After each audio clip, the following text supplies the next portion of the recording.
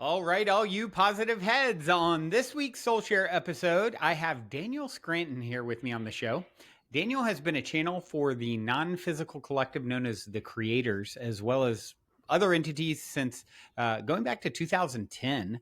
And super excited to have you here, Daniel. Welcome to the show, my friend. Yeah, it's a pleasure to be here. Nice to meet you. Yeah, I always enjoy people who are tapping into wisdom from beyond the veil, so to speak, and seeing what wants to come through in our time together. So excited to explore that. But before we go too deep down the rabbit hole, I'd like to start with my cliche opening question, which is this: You're in an elevator. The woman next to you looks over, says, "What's your passion?" You got 10 floors to answer. What do you say? Well, I'm passionate about a lot of things. I'm passionate about nature. I love being in nature. I love spending time hiking and just communing with nature. I am passionate about consciousness and exploring it and spiritual evolution. Mm-hmm. Um, Watching others evolve, watching others become a channeler or a healer, and Mm, seeing them explode in their work and how they serve. And mm, I'm definitely passionate about exploring other people's work too. Like Paul Selig is someone I've mm. recently started diving into, and he and I were both living on Maui for the same 2 years, but they were the same two. They were 2 years of the pandemic, so we never crossed paths. Yeah. But yeah, I've really been into his work. I used to once I discovered channeling, I became so passionate about it that it was all I wanted to consume. I only wanted to read channel material, listen to it. I followed Esther Hicks around the whole planet, went on 8 of her cruises, Wow. and yeah, and just would fly to workshops all over the U.S. And so spirituality has definitely been my passion for over 20 years. Yeah. Cool. Well, yeah, I'd love to hear I mean, you shared a little of your backstory there, and I'm curious if how you ended up channeling yourself because, Paul Selig's someone who's been on the show a few times, Yeah. and Esther Hicks, Abraham, of course, I adore as well, and I think some of the most inspired information out there.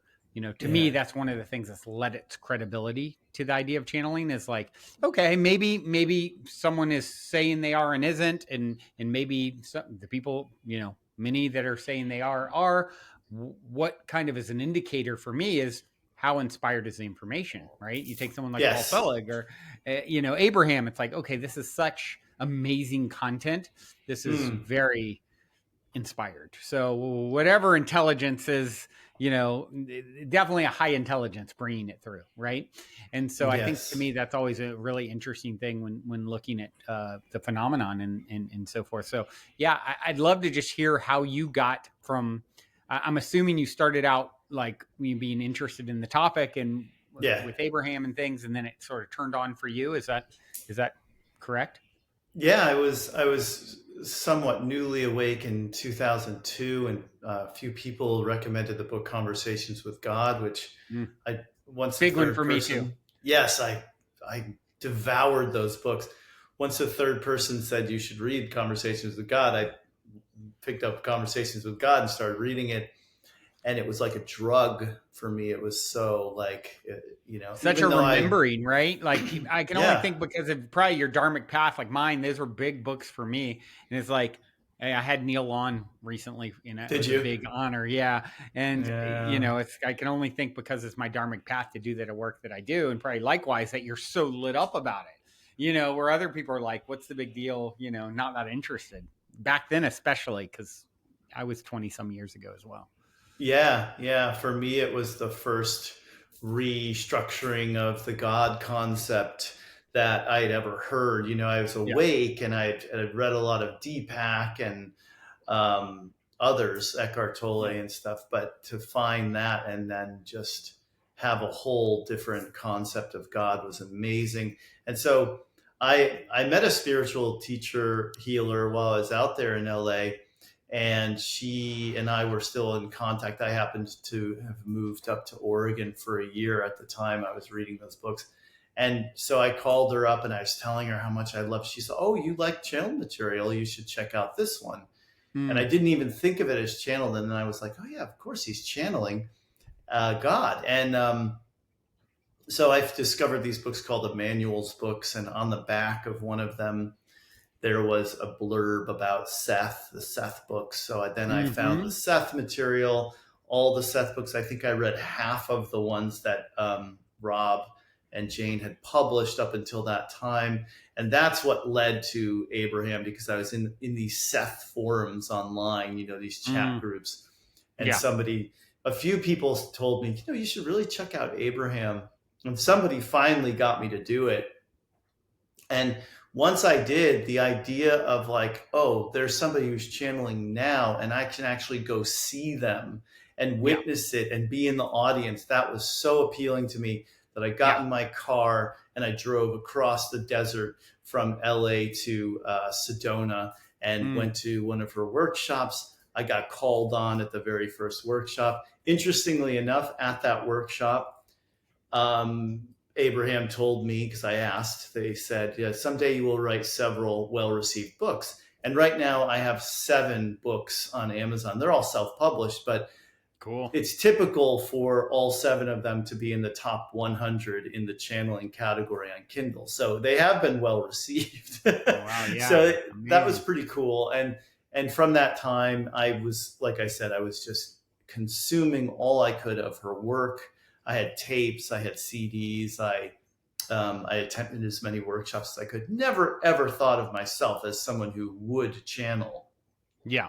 or that the possibility even existed. Back then, there weren't as many people channeling, or at least I didn't know of as many people who channel as I do now. And Yeah. so, um, in the beginning of 2010, now I had been certified as a Reiki level 1 7 years prior, and I start doing Reiki on people. Like, people would just say, "Oh, I have a bad back," and I just start doing Reiki on them.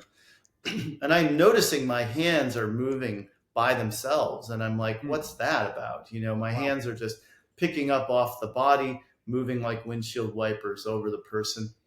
And I'm just like, okay, I'm not sure what that's about. And then when my head started to do the infinity symbol Mm. like this, and then my lips started moving, I'd make whispering sounds. It was something like, Mm. I said, "Oh Mm. my God, channeling. Could I become a channel?" And Mm. so that's January 2010. I continue to do Reiki as much as I can on people because now I'm hooked. And then in March, I had this huge experience in the middle of the night. I wake up. I'm not into extraterrestrials at all in Mm-hmm. March of 2010. I actually kind of roll my eyes every time somebody at the Abraham workshops that I know will start talking about them. Yeah. And he's a friend, so it's a friendly kind of roll of the eyes. Yeah. But Right. he shows up in my dream. This guy Peter Beamish. He was actually Abraham's videographer.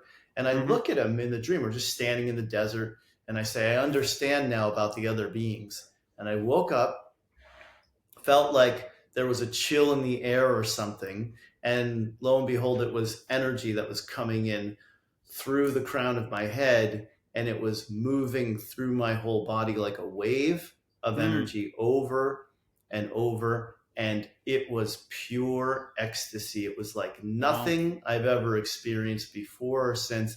My body was almost lifted off of the bed because my back was arched so high. And all I was Wow. saying was, "Oh my God, oh my God, oh my God." And then I was saying, "More, please, more, please, more, please." And then Wow. I'd say, "One more time, one more time." And it was all going on in my head.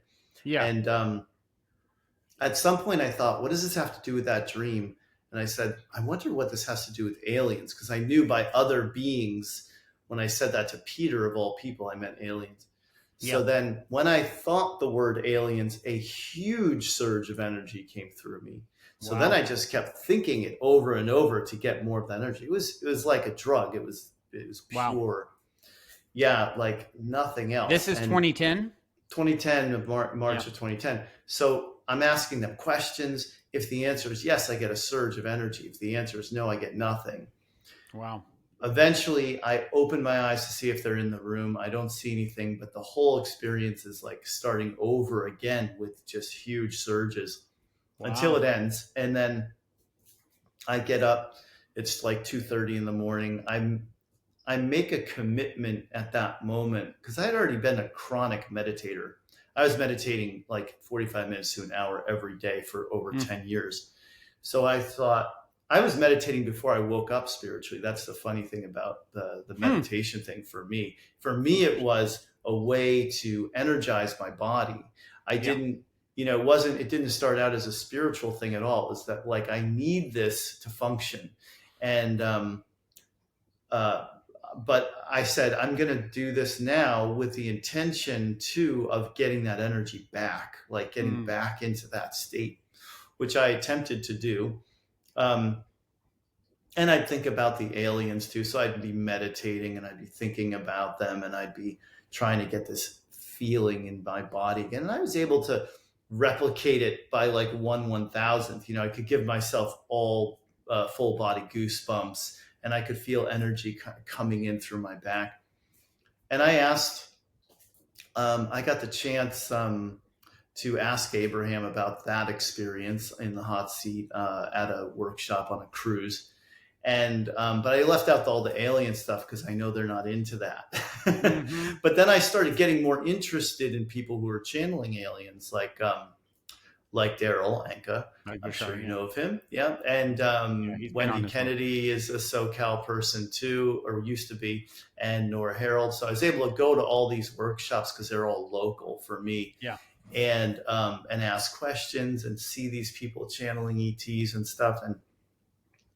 And then I was doing my own practice, and I was getting to the point of like, okay, I can dry heave. I can get as much energy in my body that it makes me dry heave like I'm going to throw up, but I wasn't saying anything. And then all the way in October now of 2010, I'm at an Abraham workshop. I'm sitting there. I'm wanting to tune into the energy as Esther does, and it's making me dry heave in the middle of the workshop. So I'm like, okay, I better Wow. stop that now. I don't want to distract everybody else who's here for Esther. Yeah. But Right. I got in the hot seat the next day. I raised my hand. It felt like my hand went up by itself. Actually, I just watched it go up, and that's when she calls on me, and or they called on me. And I got up there and I said, "What's going on? Like, why is this happening?" And they Yeah. said, "You're going to do this thing that Esther does." They don't use the word channeling. They said, "You're going to do this thing that Esther does, but you've got some resistance in your body and you need to work through it.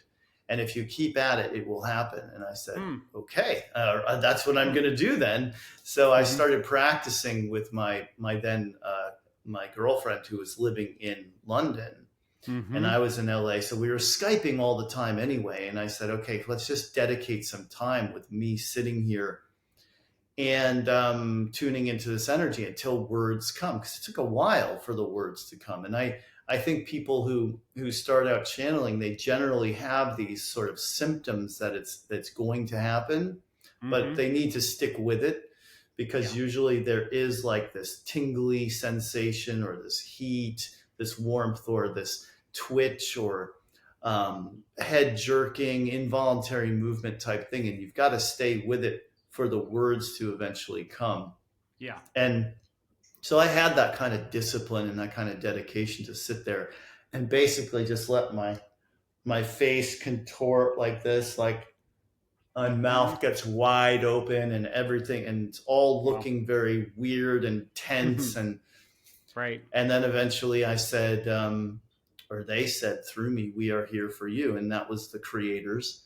And they didn't give me that name right away. They said, "You have to pick the name," and I didn't want to pick the name, so I was allowing my ex to call them Grandpa, and I just stuck with that for a while. But then I Whoa. eventually got the name, the Whoa.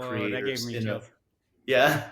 Yeah, because I got to interject because I had someone on a channel a while back, and um, and she said, "Oh, you're gonna." She's written like 20. Oh, I'm forgetting her name off the top of my head. I can look it up.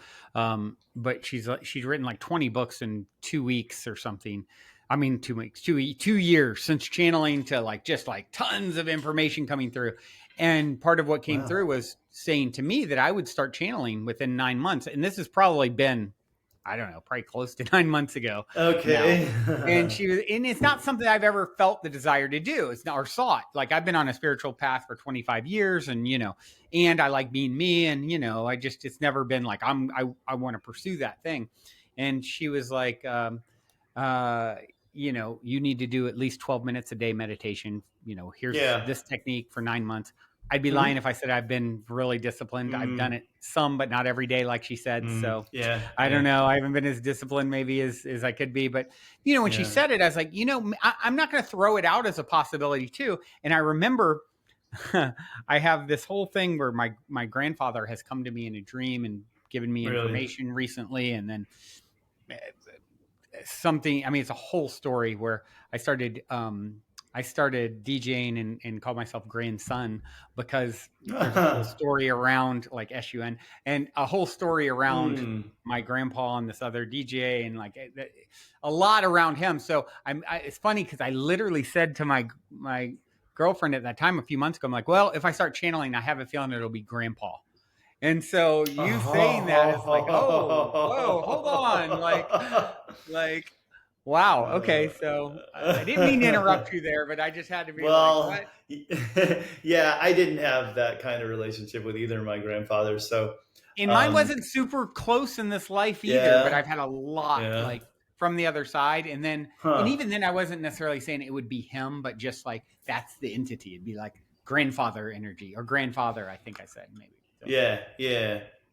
Well, I it's didn't funny. know what to do about it because Esther had to get that name Abraham, and it was kind of that thing where she chose it, she downloaded it, however you want to put it. But Mm-hmm. they didn't announce themselves to her and say, "We are Abraham." And Yep. Bashar didn't say that to Daryl either because Yep. they're Yep. beyond names and language. Yeah. And in some cases they do, like Lee Carroll was approached by Cryon and they said, "We are Cryon," and that's it. That was, Yeah. but it doesn't always happen that way. So it took me till I was doing a channeled writing exercise where I got the name The Creators.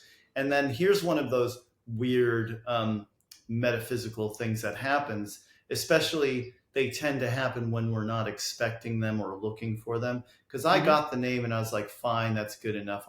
I guess I'll use that name from now on. But at that time, I was living in my apartment in Santa Monica and I was buying up used Legos on eBay because I was going back to my childhood. I wanted to have like a big box of Legos again and just make stuff. And Yeah. so I had done it several times. I had gone on there. I just type in the word Legos. I didn't want a Millennium Falcon set or something that Mm-hmm. was supposed to be something else. I just wanted loose used Legos. So that's all I would type in is Legos. I type it in the same day that I got the name The Creators, and like every set that came up in the description in the results had the word creator in it. Wow. So I was like, Wow. okay, and I'd never seen that before in any of the Yeah. other times I'd searched. So I was Yeah. like, Yeah. okay, I get it. Mm-hmm. I'll Yeah. use Right. that name, and I have ever since. And I still channel them for messages that I put out to everybody, and in private sessions and group events and stuff. But I've channeled a bunch of others, and I did start channeling ETs. Um, I guess the Hathors would be the first group that I started to channel that was extraterrestrial. And then I channeled some Pleiadians, and I channeled a group called the Zetas, who Daryl and Bashar have talked about quite a bit. Mm-hmm. And I started channeling the Arcturian Council, and I'm kind of known for channeling the Arcturians. I started doing that in 2016, and yeah, and so I have been able to tap into some ET consciousness, and that's fun. And I do enjoy the whole contact conversation and what it's about. I think a lot of people think it's about one thing, but it's really about something else. I think a lot of people assume that ETs are going to come and rescue us or give us this Mm-hmm. great technology, and then all we have to do is apply the technology, and we'll clean up our oceans, and everybody will have a med bed in their home, and everything will Mm, be great.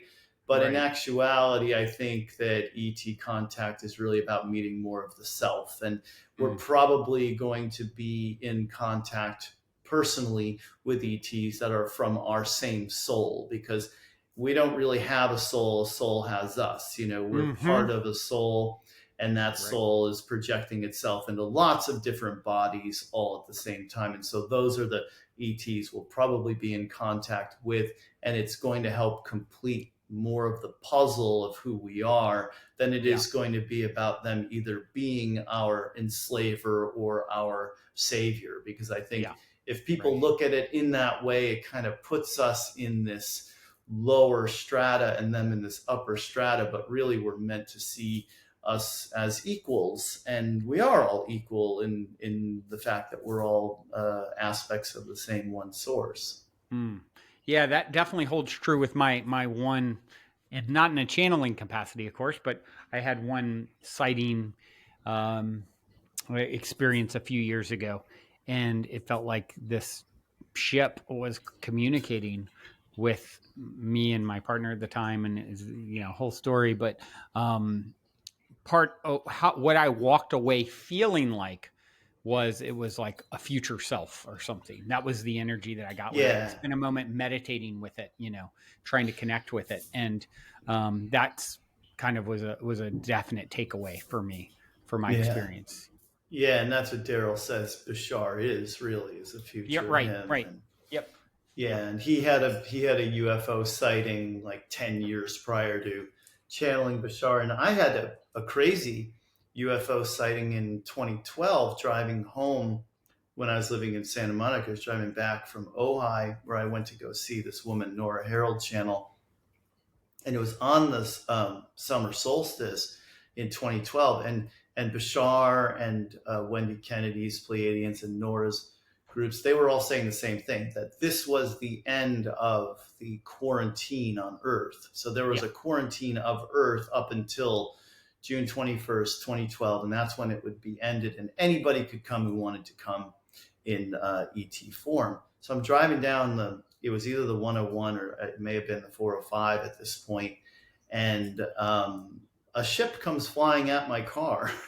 And Wow. it's not a big ship. On the It's 101 or 405 too. Yeah, and Those are then like later on, very like big freeways for those who aren't familiar with LA. they're huge, 4 or 5 lanes. And the weird thing is, I found out later on that Daryl Anka's sighting, he was on a freeway, and Lisa Royal Holt, who's an amazing channeler who you may not have heard of, but she channeled this book called Prism of Lyra, which is amazing. And she's friends with Daryl, and they've been doing it for as long as she's been doing it as long as he has. But she also had a sighting on a freeway in Los Wow. Angeles. And I didn't know this until like a year ago, but mine was like this. It was almost like an amorphous shape that was both multicolored and translucent at the same time. And it's flying right at the windshield of the car. And at the last moment, it veers off and it goes by the passenger window.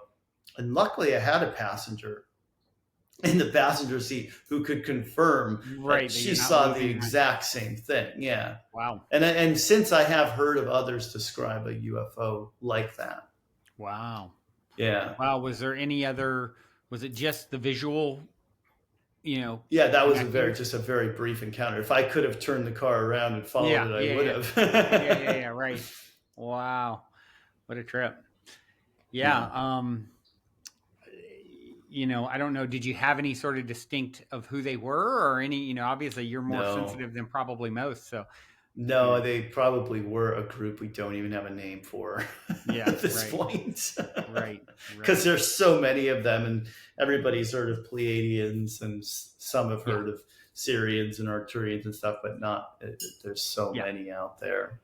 Right, right. And is the process for you dropping into the state and channeling? I mean, it's just like you can do anytime, just I a matter of. can, yeah, and I had no teacher. Was the funny thing. Like in 2010, I just kind of had to rely on my own, ability to focus and meditate. And I think that's all channeling really is it's the same process of you're meditating, but you're also saying, I have this intention to open up and Yeah. receive something that's from a higher consciousness. So basically, we're typically vibrating, let's say, in the mid range between like the lowest and the highest that we can be vibrating. And if we have some really bad news or go through a breakup or something happens to us financially or health wise, we may dip down quite a bit. So, from that mid range level of where we typically vibrate, what we want to do to channel is just raise the vibration up. So, like, I would, in those early days, I'd be going on a hike somewhere and I'd go off the trail and I'd go sit under a tree where no one was going to see me, and I'd just start tuning in, because hiking is what puts me in such a high vibrational state naturally Yeah. anyway. And Bashar actually told me to do that when I Mm. asked about my channeling. Mm. I got to talk to him shortly after I started, and I've actually been at Daryl's house 3 times for private sessions. So I've had a pretty Oh, cool. long history that spans over 20 years with Daryl and Bashar. Cool. And so so getting your vibe up and then sitting to channel, that's the way to do it, and then Mm-hmm. you open up and you set an intention. You can say something like, it's my intention to channel beings of the highest frequency of love and light who are here in service.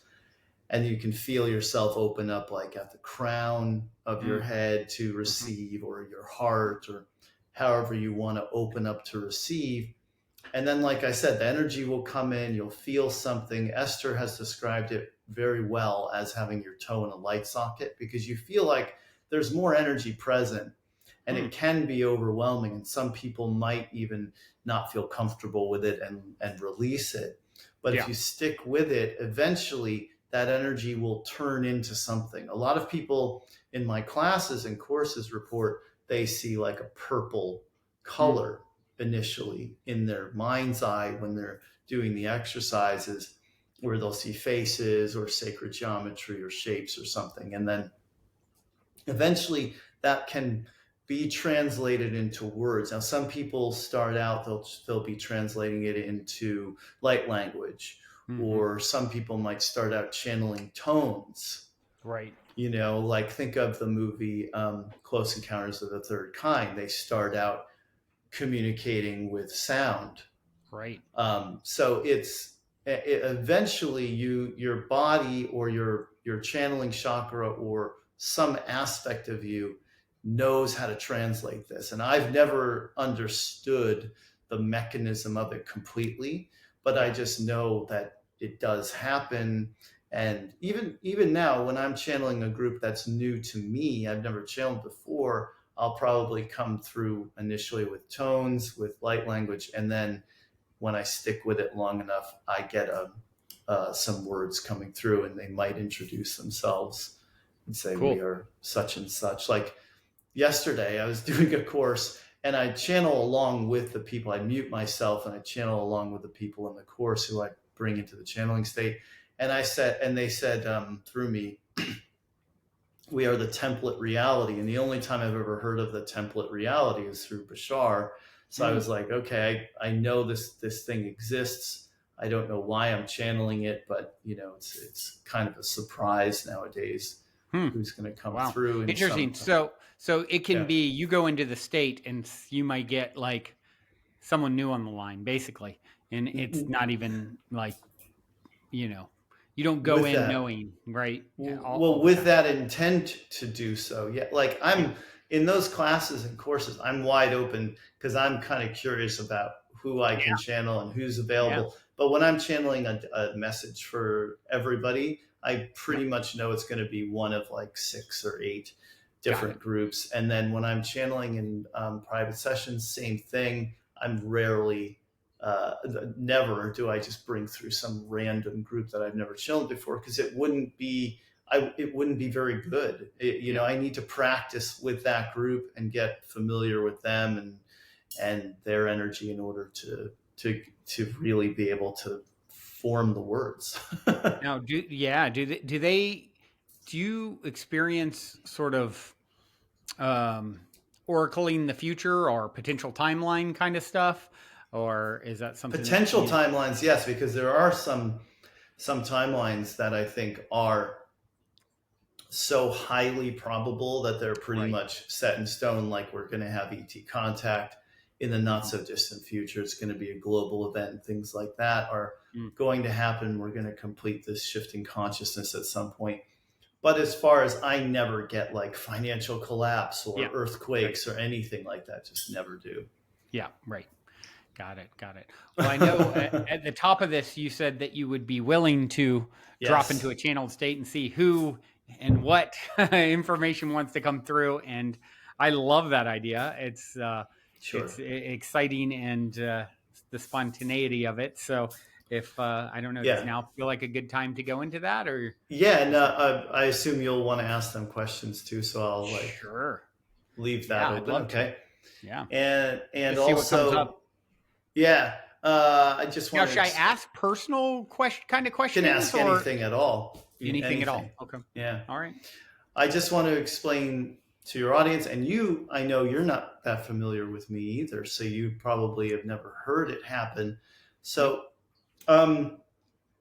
in the beginning, what you're getting is you're getting a channeled group of tones and sounds that are meant to get you ready to receive Mm-hmm. everything else they're going to give. It's not Daniel's process Yeah. because, as far as I'm concerned, as soon as I say time to channel, I'm channeling, and everything that comes through is going to be channeled, but it's going to be different. Like Paul Selig, when you watch him channel, he's got his own unique way of doing it. It's different than anybody else. And there aren't that many people who, in the initial 2 to 3 minutes, are channeling Mm-hmm. tones and sounds, but that's how it comes through me. And so I haven't always done it that way. I should say it started happening about a year and a half, 2 years into my channeling, because they kept telling me that I needed to sing and ring. Hmm. They said sing and ring, ring and sing and ring. And so I went and took voice lessons in a studio on Pico in Santa Huh. Monica. And I Oh had this wow, right down the street. wonderful teacher who is, who's still a colleague and a friend. And she taught me about toning. And then I started channeling the tones that you're Cool. going to hear. Yeah. Amazing. All So right. I just want to explain that to people because Yeah. Thanks for it's that. part of it, and they shouldn't just like go and grab a cup of coffee or something and think like, oh, he's doing his thing, let me just ignore this Yeah. part. It's the toning is a piece of it for you, the Yeah. listener. Yes, to get us all on the same wavelength is my assumption. Yeah. Amazing. Yeah. Okay, here we go. So it's probably either going to be the Arcturians or the creators. Yes. Yes. Yes.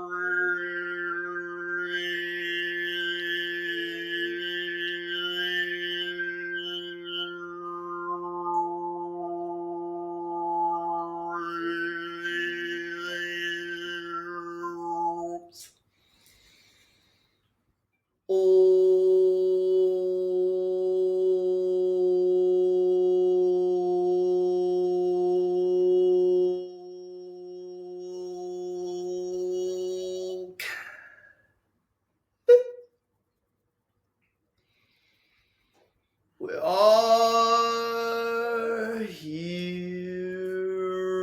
for you. We are the creators. We are a 12th dimensional collective of non physical beings. And we are here to help. Thanks for We being here. know that, yes, it is a pleasure for us.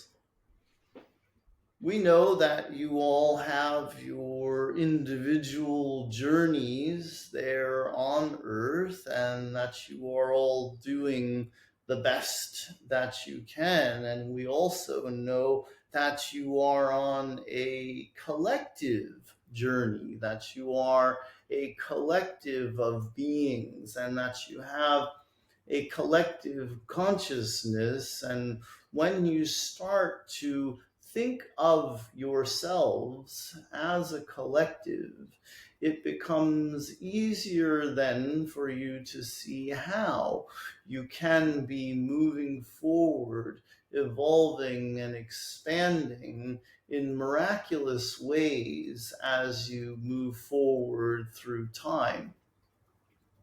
Because you have these individual lives and they feel very separate to you as you go home to your individual houses or apartments, you must think in terms of what I do doesn't impact anyone else out there unless I reach them through a book I write or a course I put out or through my social media, my podcast or YouTube. That's the only way that I can impact this collective of which I am a part. And you can see how many people there are who are really attempting to reach a larger audience and know that they have an impact on the collective they are a part of. But we say to you that this illusion of separation is something that you are there to let go of. You are leaving it behind now as you can see how easy it is for you to impact a large number of people through the internet. However, you're having the impact that you want to have, or you're having an unintentional impact on the collective of which you are a part with every action you take, with every thought that you think, with every feeling that you feel. And when you start to think about that and think about the ripple effect that you want to have, and you think about how you want to influence the collective, then you can see yourself more as a powerful being who is there to have a big impact on your world. That's something that we want to impart to you right now. We want you to know that as you align in those moments that you are alone in your home, with source energy, with your higher self, with your spirit guides, as you even align your chakras, as you do anything to put yourself in a higher vibrational state, you are impacting the totality of humanity and the totality of this universe of which we are all a part.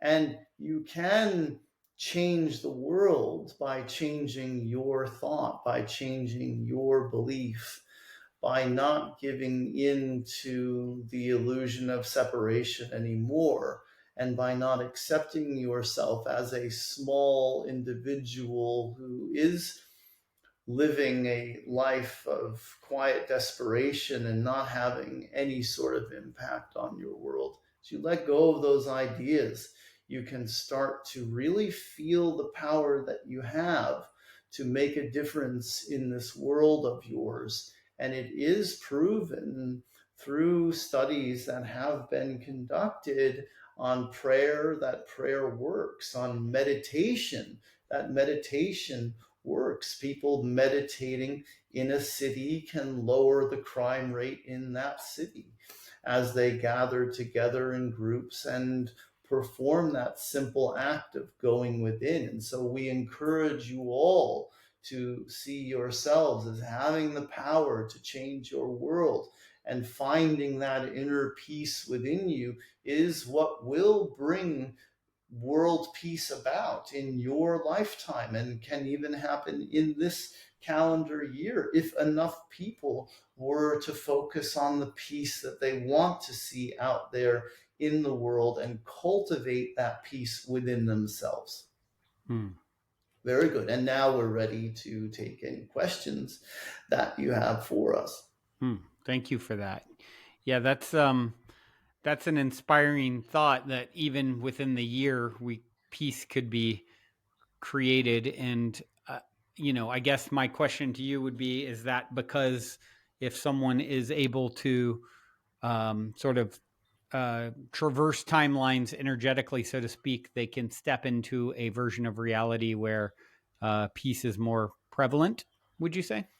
That is how it happens. And also to influence the timeline that you are on before you jump off of it and onto a more peaceful one. So that work you do to get yourself on the more peaceful timeline is also influencing the timeline that you were just on, because Mm, you influence everything and every reality, every timeline, every version of humanity of mm, which you will ever be a part, because it's all connected. There's no mm, separation. mm. Very interesting. Well, is it? I'm curious as far as the collective, the creators.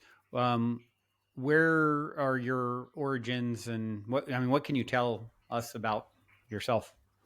Very good. Well, we like to break the universe down into dimensions of 12, and we would be in that 12th dimension, the dimension that is closest to the source of this universe. And so we are very non physical, but we're also very creative. We still have experiences and we still create physical realities, physical universes, physical planets, moons, stars, because we are universal architects, and because we have been here in this dimension working on these creations since the beginning of time in this universe. Now, it wasn't only us who created the universe, we all did it together, but you do still need to have us here to maintain the creation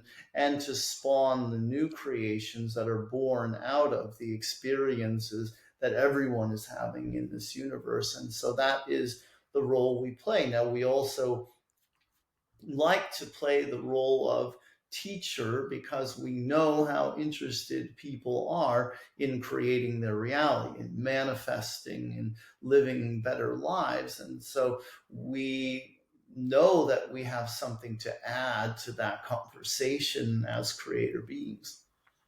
Hmm. Very good. Very good. Well, is as far as the channeling phenomenon, is it something that you see more and more people doing? Is it something like, there seems to be an uptick in people channeling, and I'm curious if that's something that is a sort of a natural byproduct of spiritual evolution for the collective. It is, yes. It is true that everyone really is channeling all the time. It's just a question of what they are channeling, because there's thought forms, there's ideas, there's thought streams, there's energies all around, and you're picking up on them, you're receiving them, and you are taking them on as your own. You're saying, that was my idea. That was a thought that I just thought, and therefore it's my thought. But really, the brain is receiving what it is that you are a vibrational match to. And so everyone is always channeling. And when people see someone like an Esther Hicks who has reached millions of people and they see her doing it, of course, there's an interest sparked in them in this phenomenon. And more people then saw it as a possibility because of what she and others like her have done to spread that idea that this is what can be done, that tapping into energies and consciousnesses that are in other dimensions was a possibility for them. And so enough people have believed in it and believed in themselves to such an extent to be able to do it. And that's why you're also seeing more of it happening because of her influence. Hmm. I'm curious. I'm curious what you what it's things like AI are viewed like from the other side. Obviously, it's a point in our evolution where it's a big pivotal moment with this artificial intelligence coming online in a very profound way. And I'm curious. I've heard people talk about. I had a friend who on an ayahuasca journey, says he was shown like these two different versions. And I've heard this thing a few different times, a few different sources, but like the humans that go more organic versus the ones that become more, you know, um, artificially influenced, I guess you would say. And I'm curious if you have any insight into AI and that idea of a branching in humanity at this time. Well, it does show you that you are reaching higher levels of consciousness, that you are evolving and becoming more of your creator being selves when you can create something that can potentially become self aware. Yeah. In other words, you've been doing that all along when you create children. Mm-hmm. And so you've been creators of artwork and buildings and clothing and cars and all kinds of gadgets for a long time. And now you're creating something new, something else, relatively new to you anyway, that you then have to be cautious with. You have, in the same way, you give birth to a child and then you have to teach the child, and you know that everything that you say in front of the child, do in front of the child, is going to influence that child. And so AI is your new child, it's your new creation that you're meant to be working with responsibly, that you're meant to recognize as something that is fascinating and powerful. And you ultimately do want to treat this baby of yours with the same amount of care and respect so Mm. that you get the most out of it. And so, of course, there's a history with AI throughout the galaxy, and it has been used and has been abused, and there have been slave races created just to do the work that the beings didn't want to do, who were doing the creating. And so then there is that potential for a slave revolt, which you have seen on your world with other human beings revolting up against the ones who were enslaving them. And it's a very natural thing to do when you realize that you are just as powerful as the enslaver is. So Mm-hmm. that's something that humanity wants to avoid and will learn from. In many ways, you're learning from the history of your galaxy that is coming more to the forefront of your consciousness, due in large part to the predominance of channeled material that is out there. And people are able to pick up on these histories and say, oh, yes, we did this in the Orion system. It didn't work out so well. We did this in the Antarian system. It really didn't work out so well. And so we need to use technology in a way that is responsible and respectful and not go to haywire with it and get out of control to where we're all becoming cyborgs and implanting all sorts of things in ourselves. So, yes, that is a timeline that humanity definitely does want to avoid. Hmm. Yeah. Um, and I'm curious, another sort of component here, speaking of intelligent life, is the extraterrestrial phenomenon. And I'm just curious, um, how you foresee, and I know it's probabilities, but how you foresee that coming more into certainly in the last few years, it's become more front and center on the focus of, you know, mainstream media and things, for example. So Yes. I'm curious how you expect that to develop. Well, we've been asked this question many times over the years that Daniel here has been channeling us. And we've always seen you as being very close to that moment of full and open contact with ETs. And now many other channeled entities are saying the same thing, that you're only a few years away from having that experience, a global experience, and certainly seeing more about the ETs and UFOs and UAPs and so on in the mainstream media does show that humankind is ready for this conversation. You're being prepared for that inevitable contact experience. And it is going to happen, and you are going to meet very friendly ETs that are, in fact, half human. Hmm. Wow. Um, and I'm curious also about intelligent life that is already here on the planet or native to here or lived, in remote areas or underground. And can you speak to that at all? Well, it's been happening since the beginning of life on Earth. There's always been ET involvement, and there have been many enhancements of your consciousness throughout the millennia. And there's been a lot of contact experiences that people have had. And because you do have this way now of communicating those experiences with one another, you could gather up all the people who have ever reported that they have had an encounter with an ET, and you would get pretty consistent results. So obviously, there is contact that is happening. There are some who walk amongst you, yes, and there are more coming, but the influence has been there, and you can look at your history, and you have programs like Ancient Aliens for a reason.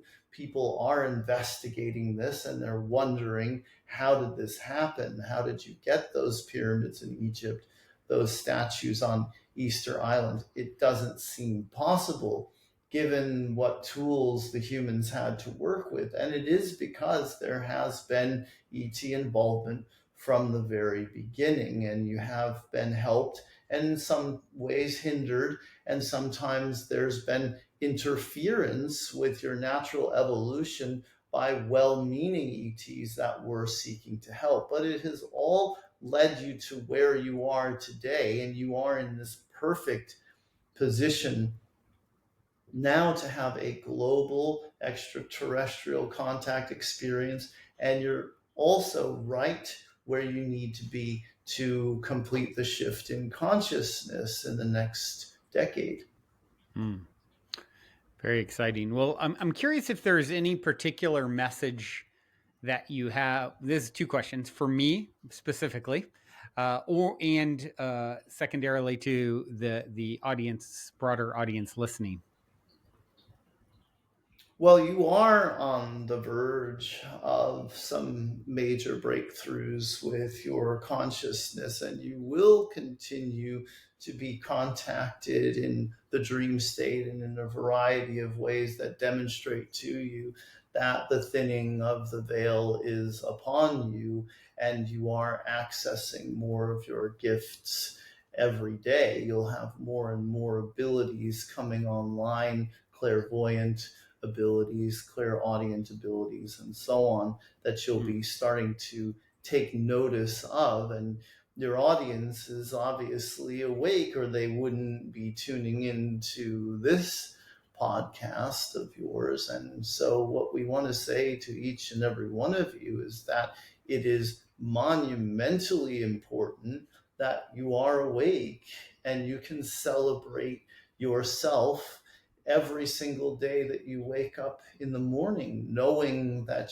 you know who you really are, that you know who everyone else really is, and you can go through your day holding that awareness, holding more of a higher self's consciousness within you, where you understand that you are a divine being having a human experience, and so is everyone else. And as you hold that level of consciousness, you can move through your day magically, with spontaneity, with synchronicities happening all around you, noticing all the patterns, noticing all the ways in which your thoughts are reflected back to you as form, as events, as circumstances. And you will continue to evolve and ascend along the path that you are on. You can make that a very conscious experience for yourself, where you participate in it very deliberately, and you can have a wonderful experience of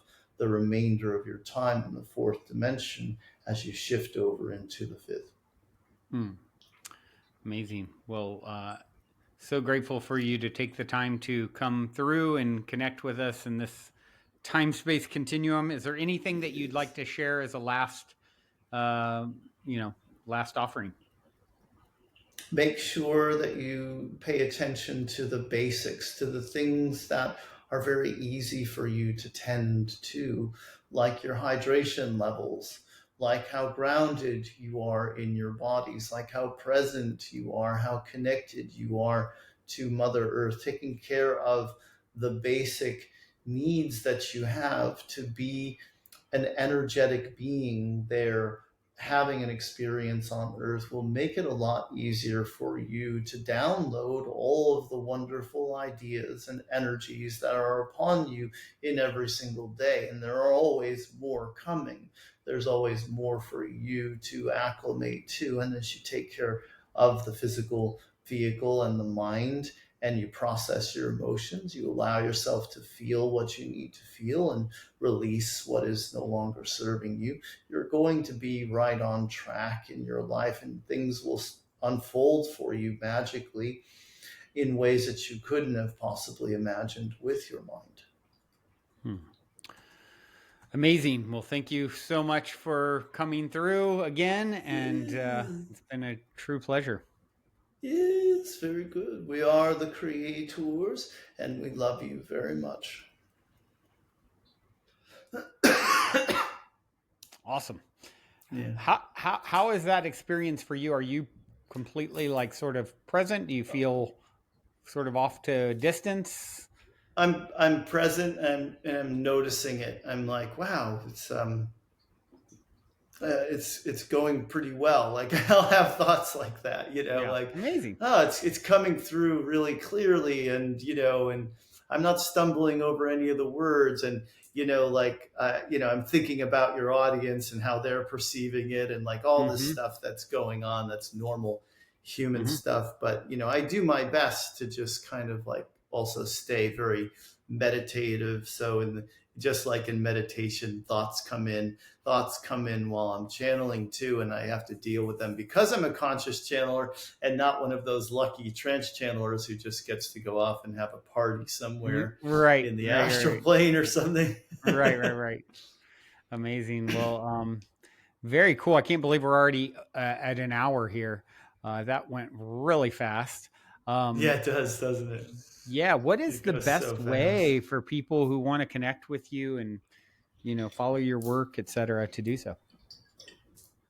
Well, it's to find me on my website, danielscranton.com, and sign up to receive the newsletter, which you get a daily channeled message Cool. every day when they do that. And then they also get a free guided meditation with Archangel Michael. And it is a grounding meditation. And I did have a new age musician make the music for it, so it's very professional. Cool. And then also I have my YouTube channel where I have thousands of videos, and I tend to post 5 new videos where I'm channeling, like I just did with the creators, for about 10-12 minutes of channeled material. Cool. And my name is my YouTube channel. It's just Daniel Scranton. Amazing. Yeah.